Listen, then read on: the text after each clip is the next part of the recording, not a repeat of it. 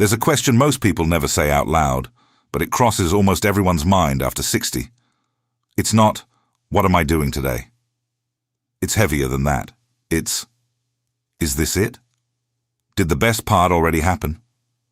It shows up in the quietest moments, during a slow drive home, in the middle of the night when the house is too silent, right after a birthday that felt different from the ones before. It doesn't announce itself loudly. It just sits there, waiting for you to notice it.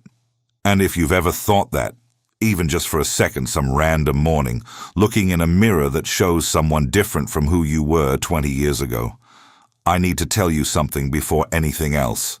That question isn't the problem. The problem is what most people do with it. Most people freeze. They shrink. They stop trying new things. They start talking more about the past than the future.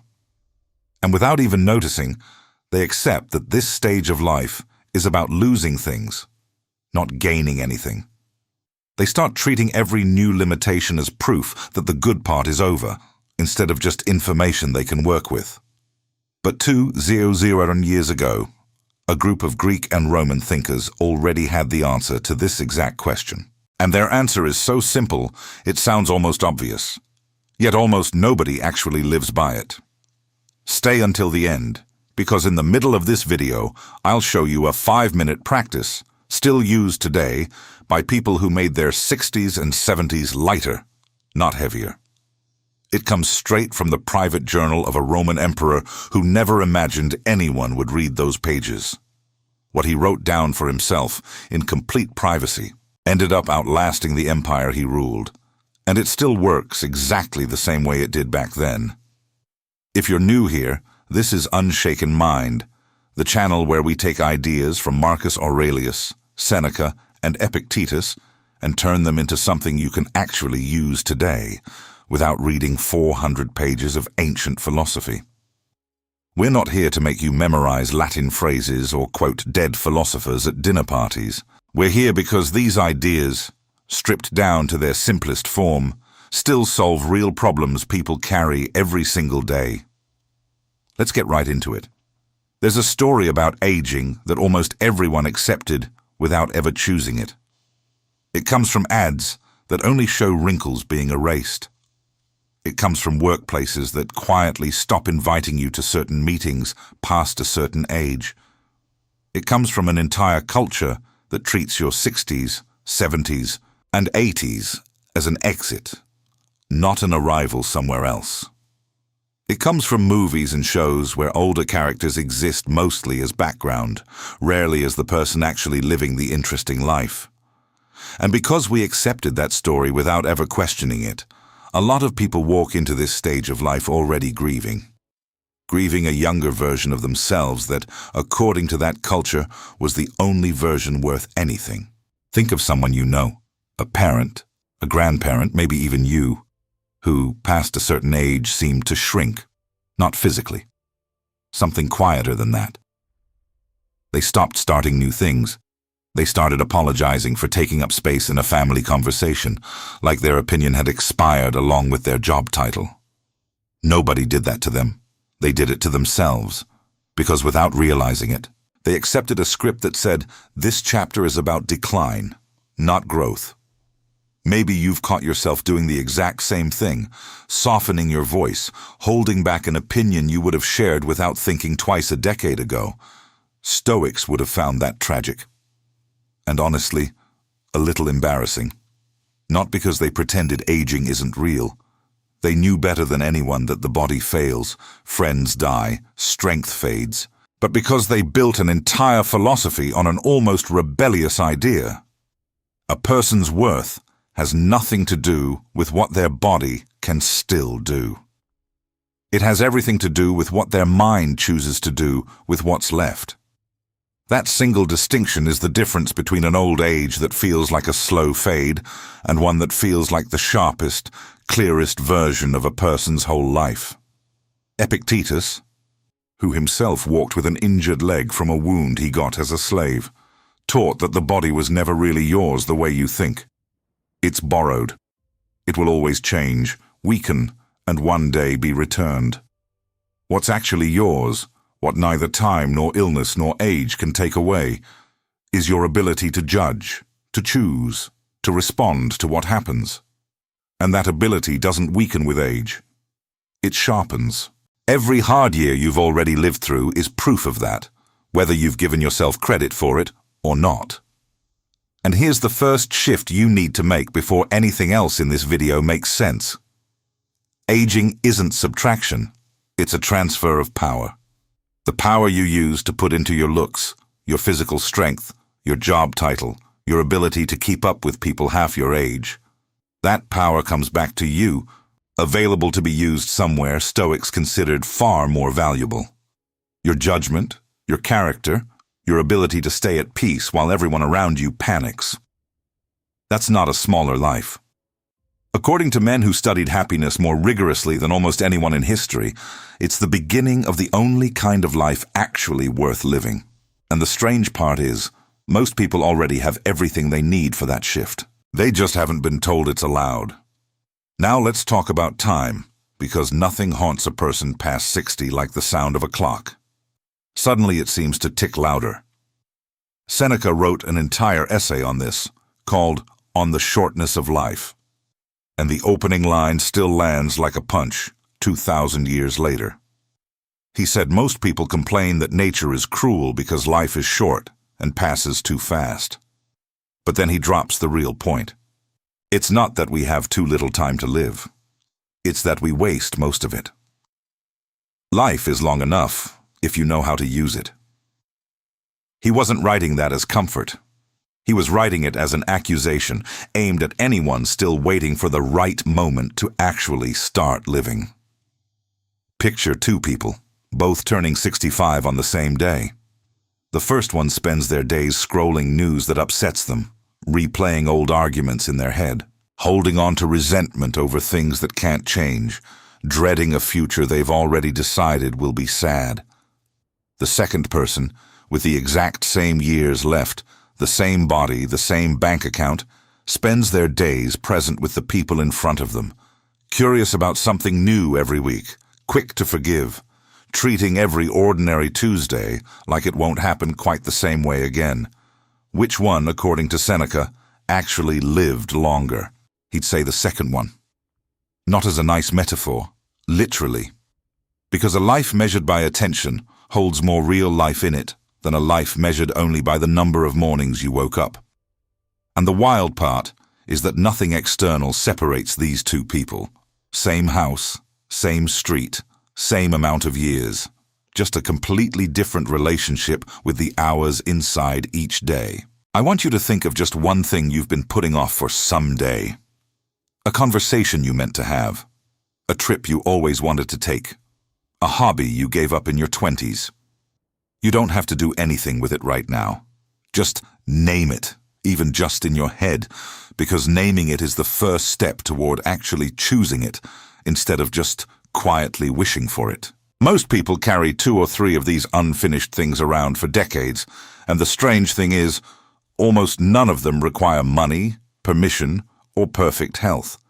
They just require deciding today matters as much as some imaginary future day. Let me tell you about a man named Cato the Younger, one of the steadiest Stoics in Roman history. By his final years, Rome had changed almost completely against everything he'd spent his life defending. He watched the republic he loved collapse into the hands of ambitious men, first Pompey, then Julius Caesar. A man Cato saw as a threat to everything Rome was supposed to stand for. Cato wasn't young. He didn't have unlimited energy. He didn't have an army behind him. What he had was a mind that refused to bend, no matter how overwhelming things got. He had already lost battles, lost political ground, and lost friends to the shifting tides of Roman politics, and none of it had managed to change who he fundamentally was. When Caesar's forces finally surrounded the last resistance in North Africa, Cato found himself trapped in the city of Utica, outnumbered, every practical way out sealed except one. Surrender to Caesar and live the rest of his life at the mercy of a man whose entire existence he saw as corrosive. His friends begged him to negotiate. Surely, they said, a man his age could be forgiven for choosing a peaceful retirement. But Cato understood something most of us spend our whole lives avoiding. There's a difference between staying alive and staying yourself.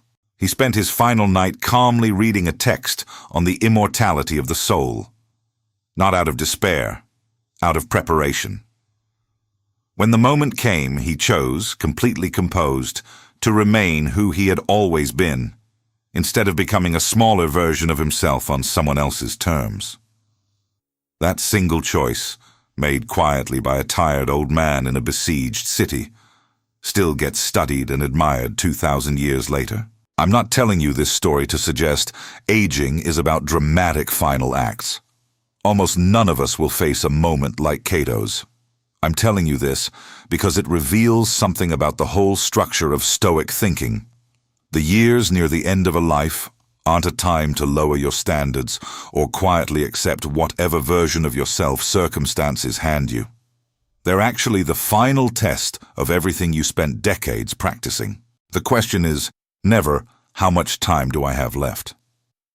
The question is always, who am I choosing to be with the time I have? That question doesn't care how old you are when you finally start asking it seriously. Let's get practical now, because at this point in the video, you deserve more than stories. Epictetus built the entire foundation of Stoic practice on one distinction. So simple it sounds almost too obvious, and yet almost nobody lives by it. He called it the dichotomy of control. Some things are up to us, our judgments, our desires, our choices, our reactions, and some things aren't. Our body, our reputation, our health, what other people do, how things turn out. Almost all human suffering, he argued, comes from confusing these two categories. He taught this to students who were often young, ambitious, and desperate for outcomes they couldn't actually guarantee. But the lesson lands even harder once you've lived long enough to watch how little you actually get to decide. Apply that directly to your 60s, 70s, and 80s, because this is exactly where the idea stops being philosophy and becomes survival. Your knee isn't up to you the way it used to be. Your hearing, your eyesight, how fast you bounce back after a long day. These shift according to biology, not your effort. If you build your happiness on expecting your body to act like it did at 35, you've guaranteed yourself decades of quiet sadness because you're demanding control over something that was never fully yours at any age. This isn't pessimism. It's just an honest map of where your energy is actually worth spending. But here's the freeing part, the part most people miss because they're too busy mourning the first half of the equation. What stays entirely under your control at 60, at 75, at 90, is how you interpret what's happening to your body, whether you face a diagnosis with dignity or despair, whether you meet a slower morning with gratitude for the morning you still get, or resentment for the morning you used to have. Two people can receive the exact same medical news and walk out of that appointment living completely different lives, simply based on where they choose to put their attention afterward. I know a story about a woman in her 70s who'd been a hiker her whole life. A hip injury meant the mountain trails she loved weren't available anymore, not the way they used to be. By any measure, that was a real loss, and she felt it honestly. Stoicism never asked anyone to pretend they don't feel things.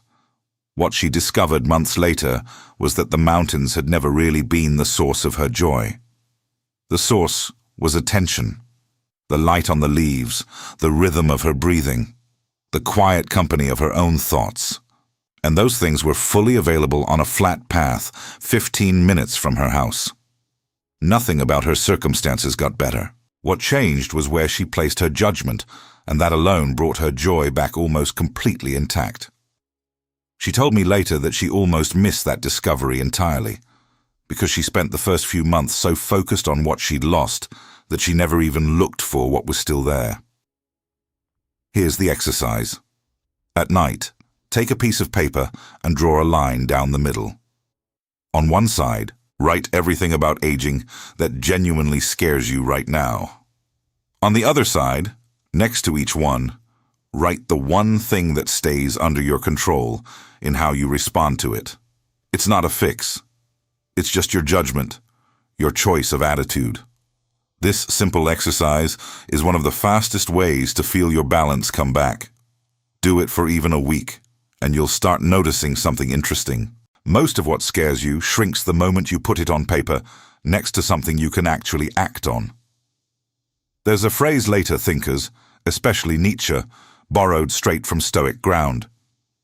Amor Fati, love of your own fate, not gritted teeth acceptance. Love, an active, chosen embrace of the life that actually happened to you, instead of a permanent, quiet mourning for the life you imagined you'd have instead. This isn't about pretending everything worked out the way you wanted. It's about refusing to spend your remaining years arguing with a version of reality that never existed in the first place. Marcus Aurelius, writing to himself in what we now call meditations, entries he never imagined anyone would read, which is exactly why they feel so honest, keeps returning to one idea. The obstacle is the way. What's in your path doesn't block the path. It becomes the path if you let it. He wrote this while running an empire during a plague, burying children, fighting wars he never wanted, at an age most Romans would already call old. And yet his journal isn't a document of bitterness. It's a man practicing entry after entry, turning "this happened to me" into "this is what I have to work with now." He had to write the same reminders to himself, again and again, which tells you clearly that even an emperor never mastered this once and moved on. He kept coming back to it, the same way you probably will. We also need to talk about the thing almost every culture teaches us to avoid: death. Stoics practiced what we now call Memento Mori. Remember that you will die. Not as a morbid obsession, but as one of the most effective tools for actually living. Marcus Aurelius constantly reminded himself that he could leave this life right now, and he let that fact shape how he acted, what he said, how he treated the people in front of him. He wasn't trying to scare himself into productivity. He was trying to stay honest about what actually mattered on any given day. At 25, death feels distant, almost theoretical. At 60 or 70, it stops being theoretical. And that actually puts you in a powerful position younger people rarely get access to. The question isn't whether you'll face that truth. It's whether you'll face it with terror or with the clarity Stoics said was available on the other side. People who build an honest relationship with their own mortality don't get depressed by it. They become surprisingly present. They stop putting off the phone call. They stop swallowing the apology they owe someone. They start treating small, ordinary moments with a kind of attention that younger, more distracted people rarely manage to give them. Once a week, take 5 minutes and genuinely consider that this could be your last year. Not to panic, to ask one simple question. If that were true, what would I stop tolerating? What would I finally say? Who would I call? What small daily annoyance would suddenly reveal itself as completely unimportant? Most people who try this even once are shocked by how quickly their priorities rearrange themselves without any effort at all. Everything we've covered stays merely interesting, not life-changing, without some structure to actually live it out. So 3 simple habits to take with you. First, every morning, before the day starts, honestly ask what could go wrong. Not to spiral, but to rehearse. Second, every night, ask yourself what you did well, where you fell short of who you want to be, and what you can do differently tomorrow. Third, look for one small chance every day to practice courage, fairness, wisdom, or discipline. Courage might mean finally telling your adult child how you really feel. Wisdom might mean pausing before reacting to something that used to make you furious. None of these habits take more than a few minutes, and none of them require you to change who you are. They just ask you to pay closer attention to who you already are. Remember that question from the beginning? Is this it? Did the best part already happen? I hope it doesn't feel like a threat anymore. I hope it feels like an invitation, the way Stoics understood it 2,000 years ago. You're not approaching a decline. You're approaching the exact chapter this philosophy was built for, where the noise of comparison can finally go quiet, where your judgment has had decades to sharpen, where you have more real freedom, not less, to decide who you're going to be with the time you still have. Every person you've admired for their calm, their wisdom, their steadiness, got there the same slow way you're being asked to get there now, one honest day at a time. If this video gave you even a little of that steadiness, subscribe, because every week we bring you an idea just like this one to carry for the rest of your life.